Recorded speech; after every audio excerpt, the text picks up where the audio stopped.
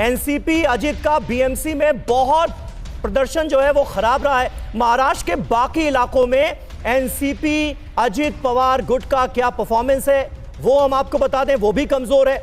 और कुल मिलाकर आप देखिए तो बीएमसी में एनसीपी अजित गुट का जो प्रदर्शन है वो बहुत खराब नजर आ रहा है। फिलहाल शाइना एनसी हमारे साथ मौजूद हैं। शाइना जी, किस तरह से आप देख रही हैं और तारीफ हो रही है देवेंद्र फडणवीस के नेतृत्व की, ट्रिपल इंजन की सरकार अगर बनती है, मतलब केंद्र में भी बीजेपी है, राज्य में भी बीजेपी का मुख्यमंत्री है, अब बीएमसी में बीजेपी का मेयर बनता है, तो क्या बदलेगा मुंबई में? सर्वप्रथम मैं धन्यवाद देना चाहती हूं जनता को, क्योंकि उन्होंने जिस तादाद में महायुति को चुना है। हमारे नेता आदरणीय एकनाथ जी शिंदे का इतना बड़ा योगदान है, क्योंकि ऑन ग्राउंड जो काम हुआ है, जहां 25 साल में हमारे मुंबई में एक खड्डे मुक्त मुंबई नहीं था, वहां फेज 1 फेज 2 में 400 किलोमीटर्स उन्होंने कर दिखाया। यूटिलिटी डक्ट्स हो, यूटिलिटी टनल्स हो, ये सब चीजों से लोग प्रभावित होते हैं। पर्यावरण को लेके देवेंद्र फडणवीस और एकनाथ जी शिंदे ने 17,000 करोड़ का ग्रीन इनिशिएटिव बजट दिया है, 5,000 इलेक्ट्रिक बसेस ताकि इलेक्ट्रिक कार्बन इमिशन कम हो।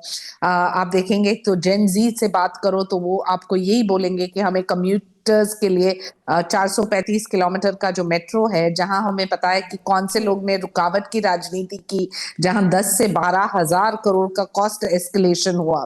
तो कहने का तात्पर्य ये है कि थोड़े लोग हैं जो वर्क फ्रॉम होम करते हैं, जिनको जनता ने ये संदेश दिया है कि stay at home and work from home, और जो लोग ऑन ग्राउंड काम करते हैं जैसे कि महायुति आदरणीय देवेंद्र फडणवीस और महायुति के काम का नतीजा है ये आपके मुताबिक? राकेश शेट्टी भी हमारे साथ मौजूद है। राकेश शेट्टी जी, दरअसल काम का नतीजा ये कहना है शाइना एनसी का, यही कहना है।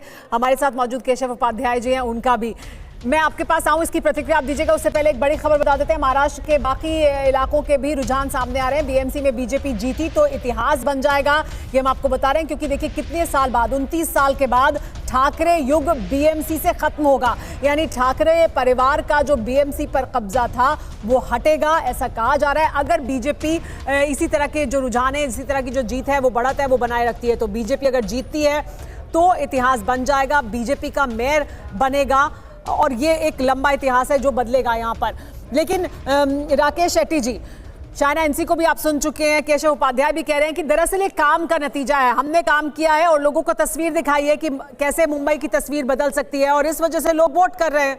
आप लोग कह रहे हैं लोकतंत्र पे भरोसा नहीं है, बीएमसी के चुनाव में धांधली हो गई है, लेकिन दरअसल काम का नतीजा है क्या ये? बिल्कुल नहीं। देखिए, जो 29 साल का आप बात कर रहे हैं उसमें शिवसेना के साथ बराबर का अलायंस पार्टनर बीजेपी भी रही, और पिछले 3 साल में जो देवेंद्र फडणवीस जी ने मुंबई के अंदर पूरा एडमिनिस्ट्रेशन उनके हाथ में था, सिर्फ मुंबई का नहीं, पूरा 29 जो महानगर पालिका है उसका। और क्या किया देवेंद्र फडणवीस ने? कोई ट्रांसपेरेंसी नहीं रखा। जो हिसाब से मुंबई में कंक्रीट रास्ते के ऊपर भ्रष्टाचार हुआ है, ये हर एक मुंबईकर जानता है।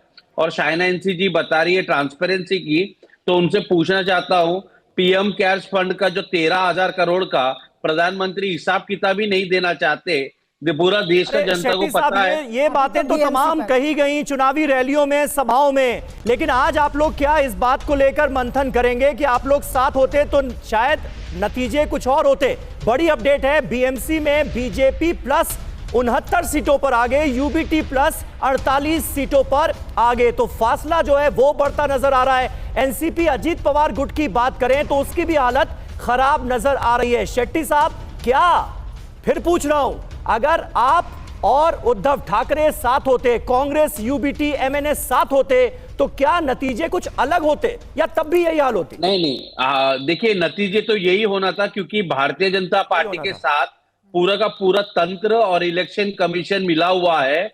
कल हमने देखा कि वीवीपैट को क्यों गायब कर दिया, क्यों नहीं चाहते कि मुंबई के लोगों को ट्रांसपेरेंसी रहे?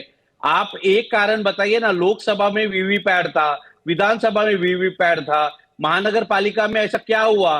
वीवीपैट नहीं था तो कहां पर, किस पोलिंग सेंटर पर आप लोगों के पोलिंग एजेंट्स ने यह मुद्दा उठाया? कहां विरोध किया? पूरा ही कहां पर बायकॉट हुआ इन चुनावों का? आज जब आपको लग रहा है कि आपकी पार्टी हार रही है, तब आप कह रहे हैं कि चुनाव में धांधली हो गई। आपको पता नहीं है, आप दिल्ली के स्टूडियो में बैठे, आपको पता नहीं है शायद, पूरे का पूरे महानगर पालिका चुनाव में कहीं पे भी वीवीपैट नहीं था। नहीं राकेश जी, इसकी बात ही नहीं हो रही है। बात इसकी हो रही है कि आप अभी भी रुझान देखिए, 51 सीट पर यूबीटी एमएनएस आगे है, कांग्रेस पार्टी 9 सीट पर आगे है। आप अगर मिला देंगे तो आप में और बीजेपी और शिंदे गुट में अंतर कम रह जाता है।